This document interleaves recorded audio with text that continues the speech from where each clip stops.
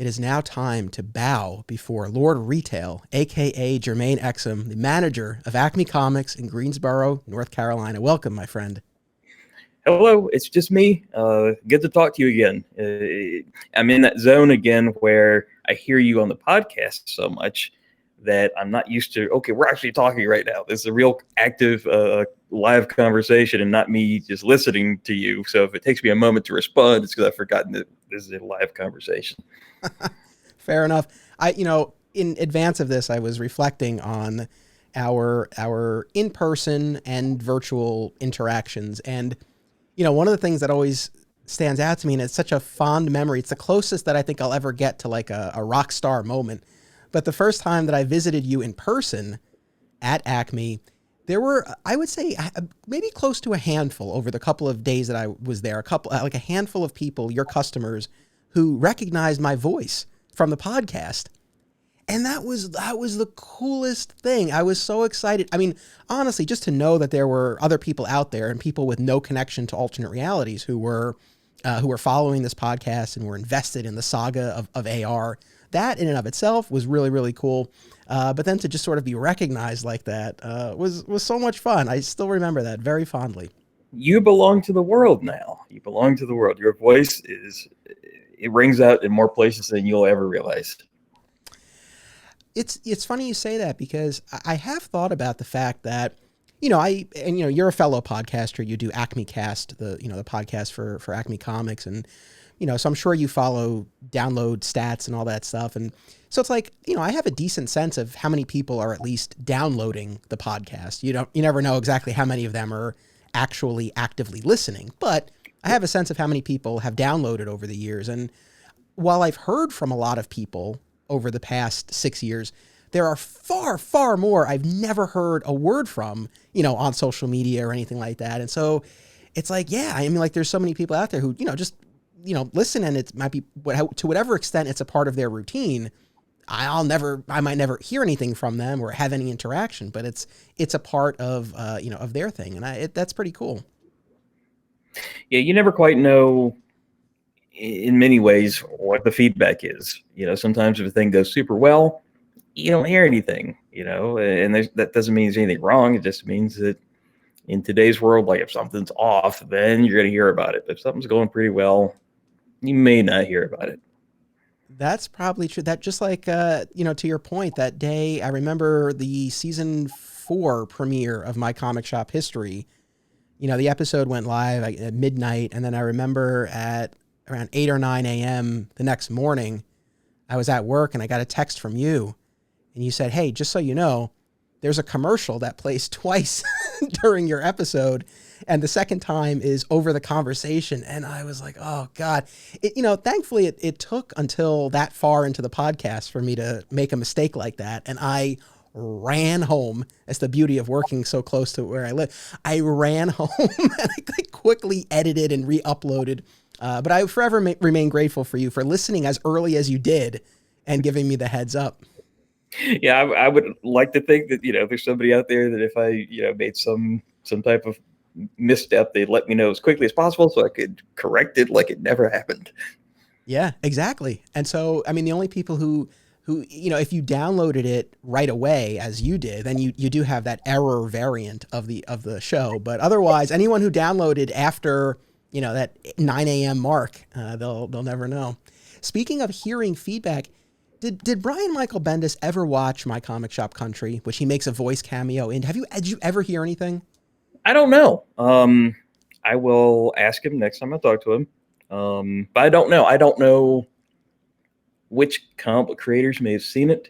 I don't know which customers may have seen it. It does seem, just to put everybody on blast out there, it does seem like more people that actually know me and see me on a weekly basis have not seen it than people who will get strangers in from other states. From other states will come in and be like, wow, I saw you on the thing and now you're like right here in the room.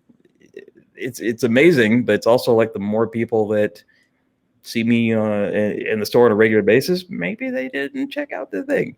Maybe they don't know we've had a website since 1997. I don't know. Yeah, that's always a very tough nut to crack. And you know, when I mentioned Bendis, that wasn't even to put him on blast or anything like that. And I will say, you know, to his credit, I mean, I can only imagine how many messages this guy must get in a given day.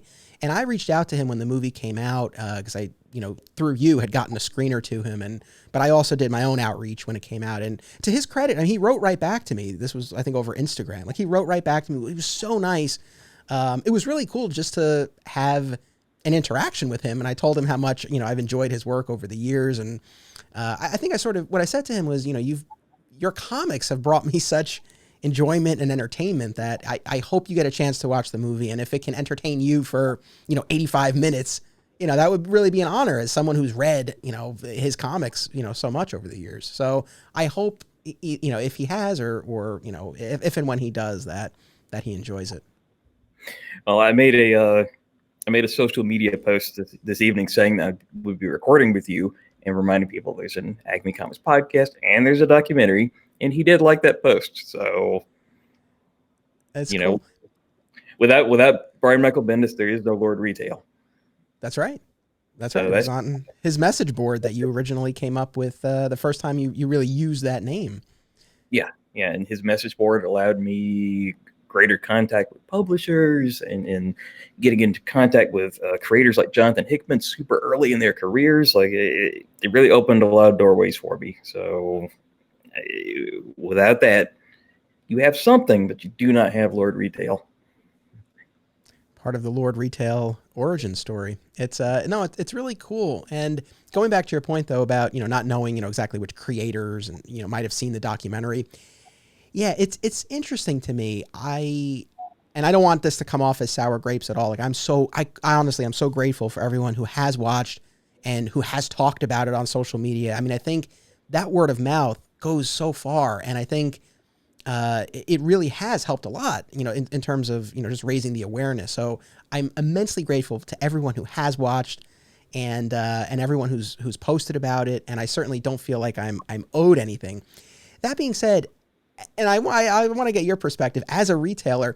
I guess it would have been cool if more shops, even especially ones not in the movie, had really gotten behind it, because even if their individual store is not spotlighted, it's still a celebration of their industry. And there have been some shops. Again, I don't want to paint with a broad stroke here, but yeah, I guess if there was anything I maybe was hoping for a little bit more of, it's, you know, whether it's from the creative side or other retailers, you know, a little bit more momentum from the perspective of this is our industry that's being celebrated here.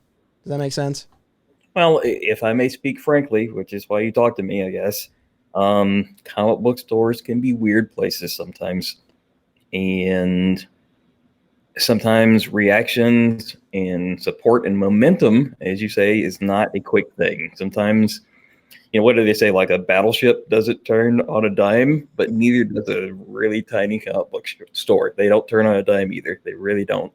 But your movie is out there forever. The movie's out there forever. So, you know, I'd be curious how many stores are hearing from people like, oh, there's a comic shop documentary. Have you seen it? That could be happening as well. So I don't know. I would hope for more unity and conversation and connectivity between comic book stores. And there's a little bit of that goes on. There's a little bit of that goes on, but it should be an awful lot more. Yeah, and again, like you said, I mean, there might be stuff that's going on that I'm just not aware of. So, you know, again, I don't want to generalize, but it's funny too. I do think about if alternate realities, my old shop, were still around, and if there were a documentary out there about stores that, you know, we weren't a part of, I don't see Steve Odo necessarily like beating that drum and getting out there and telling people about it. I would be very surprised. So yeah, I think that does sort of speak to, you know, a little bit of maybe some of that resistance, or however you want to characterize it, that you do sometimes get from shops. And, you know, I ride that line of being humble where, you know, it's super selective when I'm being humble, of course. But, you know, I don't always mention that I'm in a Spider-Man comic. I don't always like lead with that, even though this the comic shop is the appropriate place for me to say something like that because it's a cool thing. But I don't always lead with like, oh, we're also in a documentary when I'm mentioning, the stores on Twitter or Instagram, places like that. I don't always mention that. I could do a little more with that. And I mentioned it to a person today. Now, it was a part of a guilt trip combo. It was part of that, yes. But I did mention it to a longtime customer, and he said that, he didn't know about that. So he said he'd watch it today. That's the other thing that always makes me laugh, because it's like, I feel as if I'm, relentless in my spreading the word on these things. And that yet, you run into so many people like, I had no idea that existed. So it does make me laugh. I wanted to ask you though, because I know, you've listened to episodes that I've done with other retailers. And of course you've seen the movie where that features many retailers. And I was curious, I guess a couple of things. First, are there retailers you've connected with specifically as a result of your mutual participation in the podcast and or the documentary? A lot of the stores I already knew of. The comic shop in Delaware. I can't remember exactly how I know Sarah and Titus. I don't know if I want to say some of their just had a customer of theirs in the store today from Delaware, who remembered me by name. I can't remember if they personally were passing through the area or if some friends of theirs were passing through, and that's how I came to know them. Challengers in Chicago, I'd been there personally, but I don't remember if I knew of Challengers or if I just picked a store to go to, or if I was trying to go to as many stores as possible, but I already knew them. I'm trying to think if there was anybody else. Ralph from Las Vegas, I had seen him at retailer meetings all the time. And he always seemed to be one of these legendary old guard retailers. So I never really talked to him very much. I'm like, well, what am I going to say to him? He clearly knows everything. He's a veteran comic shop guy, but he's super nice. And, now we chat from time to time, as opposed to me being too nervous to talk to him. Cool. Well, I'm glad that you've been able to cultivate that relationship. The other thing that I was curious to ask you, so again, through the episodes and through the movie, we talked about a whole host of topics pertaining to running a comic shop. And I was wondering, is there anything you've heard another retailer talk about doing that you've tried or wanted to try as a result of hearing them talk about it? There's always something. There's always something that you hear about, something I used to like to do years ago. I haven't really been able to do road trips in a long time. I've very much been landlocked here, not just in recent times, but something I used to love to do is to travel to a different area, be it Chicago or somewhere closer by, and just kind of see what's going on in comic shops. I think that's important as a retailer, that you've got to get out there and see what's going on in comic book stores. And that's not saying, I want to surveil and like poach ideas. That's not what it is. But if it's a place that you're comfortable with, you do want to introduce yourself and kind of talk about, I love the way you're displaying this item. This had never occurred to me. You mind if I try this back home? You want to be up front and forward about that type of thing. But I think it's an important thing to do if you're able to. Right. Yeah, for sure. I'm sure that's immensely helpful to, again, just to have that opportunity to see, actually like be in the shop and really get a good sense for that. Of course, we're celebrating 100 episodes of my comic shop history. I know I've thanked you for this before, and I believe I did it on an episode, but it's worth repeating. I want to thank you for having me on Acme Cast after season 1 of my comic shop history. And, that was the first time you and I spoke. We had exchanged some messages, but it was during that conversation that you asked me, would I be interested in effectively doing what I did with alternate realities with other shops?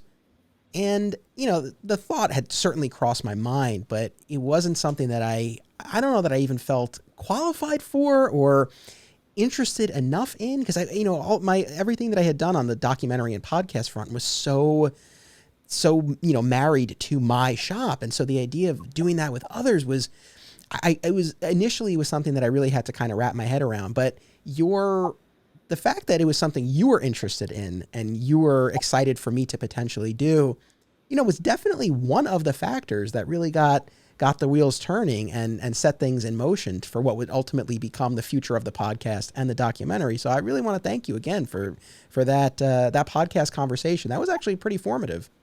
Well, you're quite welcome. And for anyone who knows me well, then you know that I do not remember that conversation at all.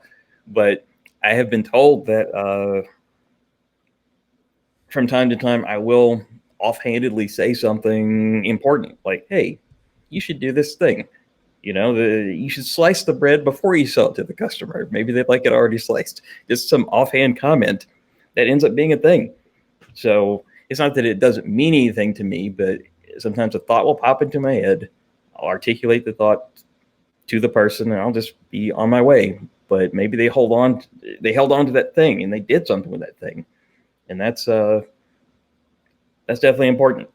That's a cool thing. Where if you're able to do a thing, I think you should do a thing. And I thought that you were able to do what you did with your store. There was something that if you took that to other places, talked to other places, showed other places, peel back that layer. I thought you were the person that'd be able to do it, and you did. Well, I appreciate that. And, even before that podcast appearance, when I was on your show, there was this really interesting phenomenon where on Apple Podcasts, people, of course, can leave reviews of shows. And I started to see a few on mine that were from people in Greensboro, North Carolina, and because they specifically mentioned, like, oh, this, the talk about the community reminds me of my store, Acme Comics. And like, there were a couple of those, and I was like, oh, that's interesting. And then later I was able to put the pieces together, and I have to give a shout out to a mutual friend of ours, Greg Schiegel, because if I'm not mistaken, and I know you probably don't remember, but I think it was Greg who turned you onto the show. Is that correct? That sounds great. Because there's so many podcasts out there, so somebody must have introduced this to me. That sounds right. So Greg Schiegel, cartoonist and fellow podcaster, he and I met because I interviewed him for a documentary I did about a puppeteer who was a mutual friend of ours. That's how he and I met.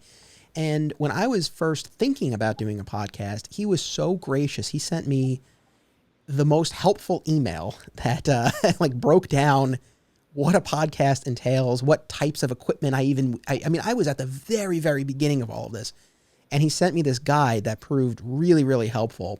And, he's really become a great friend, and he's been on the show. And, I believe he turned you onto the show, onto this one. And, it's funny. You think about all the little pieces. Had that not happened, you and I might not have connected. And if we didn't have that conversation on your show, maybe I would have eventually found my way to comic shops across the country. But I don't know. Maybe I would have gone in a different direction. You never know. So we got to give a nice shout out to Greg for his role in all of this. Yeah, I live a very serendipitous life where sometimes little things will happen that will turn, butterfly flaps its wings over here. And, sometimes I wonder to myself, had I chosen a different comic book off the spinner rack besides Transformers #1, are you and I speaking right now? Or did we ever meet? So, yeah, little things make a difference. Little things make a difference. For sure. And then, again, seeing those reviews from customers of yours, and then when you and I actually connected and spoke and did that episode, it was, the idea that people at another shop were interested in what we were talking about with respect to alternate realities, and the fact that a retailer of your caliber, was so engaged with it, again, that definitely made me think like, okay, there's something to this beyond, just the microcosm of our store. So again, a really key step in this journey here. So again, I remain very grateful to you and to the Acme community for their role in all of this. How are things at Acme? Because the last time you and I spoke was for my Rejected by New York Comic-Con podcast special back in October 2020. So I know this is a big question, but generally speaking, how have things been at the shop in this early part of 2021? Things are going very well at the shop. The way that I am, the way that I'm wired, I'm always like, okay, got to watch this carefully, got to watch this closely in case something changes. Got to really keep an eye on this, and let's not just assume because things are going well now, then they will just arbitrarily always go well. We have to really look at what's happening, determine why it's happening, and figure out if we can duplicate the success. So back issue comics are doing very, very well.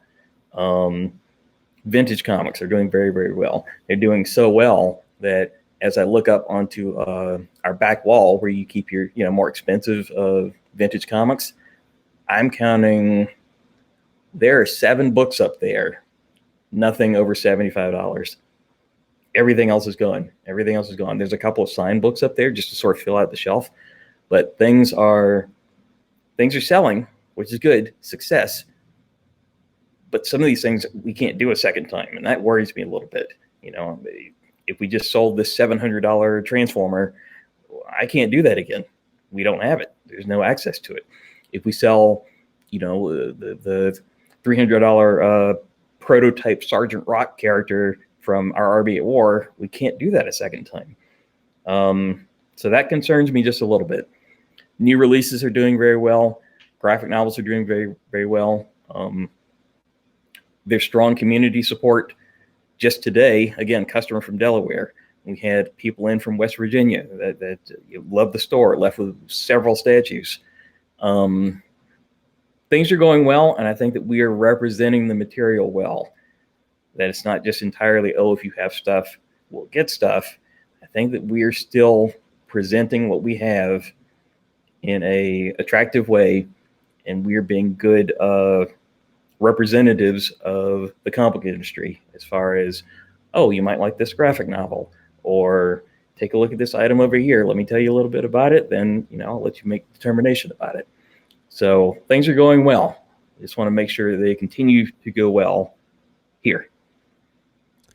I hear you. I'm glad that things are going well. And, as far as, again, those recommendations and those personal connections, I mean, I've seen you in action, and you certainly shine out there on the floor when you're doing just that. So I'm glad to hear that. I'm glad to hear you continue to have the opportunity to do that. I was curious, over the pandemic, I know there are things, I know you really ramped up the mail order. I know you guys started doing, Instagram or Facebook Live sales, things like that. I was just wondering, is there anything that you started doing during the pandemic, or something that you leaned into more during the pandemic that really paid off, where you're like, we always need to do this moving forward, even once we're out of the pandemic? I enjoyed doing the live sales to a degree. Sometimes I was talking so much to prevent dead air that I could literally taste blood, which is not what you want. But, it was fun because Ray wanted to capture, not just like, here's a book, it's this price, next thing. I wanted to capture that QVC element. If you at any point watch QVC, where they would talk about the item, what's cool about it, what do you know about it, why do you want this thing? Those were fun, but we ran out of items that were significant or cool enough, in my opinion, to do a live sale. We ran out of stuff that was worthy of that. And I would love to do it again, but if I'm going to do it, it needs to be cool stuff by my standards. I'm sure there's plenty of cool stuff in here, but by my standards, we had some really cool items. Like somebody got a first appearance of Master of Kung Fu, at a stellar price compared to what it goes for right now. There's we're always looking for different things to try or revisit, but again, it's duplicating that success. Sometimes we can't do it a second time because we don't have that same item. We'll have a different item. eBay is going very well for us. Austin runs the whole eBay department. He does a fantastic job there. Greensboro was chosen as part of the eBay retail revival program, which is fantastic. The mayor of Greensboro, when she was setting up the meetings, had presence of mind to suggest that we be a part of it. We go to this meeting, see what it's all about, and that tremendous support, full support from eBay, even though that program is now over, has led to very strong success as far as people looking at what we have to offer. Limited edition variants, cool items that if they were on the floor here, not sure if anybody would really be interested, but out in the world, there is always someone interested in said items. Now, we do a lot of even though local pickup is an option, we don't deal with a lot of local people. So we're trying to, in a lot of ways, we're trying to go back to basics, remind people we have a website, remind people that we have items on eBay. You know, sometimes you do have to go back to the very basic stuff and make sure that everybody knows certain fundamentals about what's possible. Very true. And so I guess I would take this opportunity, anyone listening or watching, please make sure that you check out Acme Comics on their website and social media and eBay, right? Or what's the best place for people to go? Is it the website as a starting point?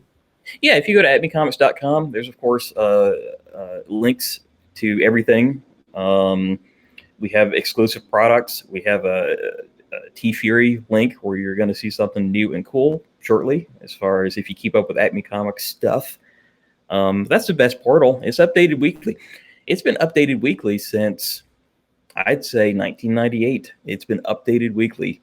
You know, I knew that we had early website presence. You know how lucky we were to get acmecomics.com to get that? But I just realized the other day how long we've had a website and how frequently it's been updated. That's kind of a thing. It's kind of a thing. Yeah, I mean, it's true. I mean, I think it is very common to see websites just kind of go stagnant or dormant. So the fact that you've kept it going, I think, is really cool. Hopefully people will make use of it.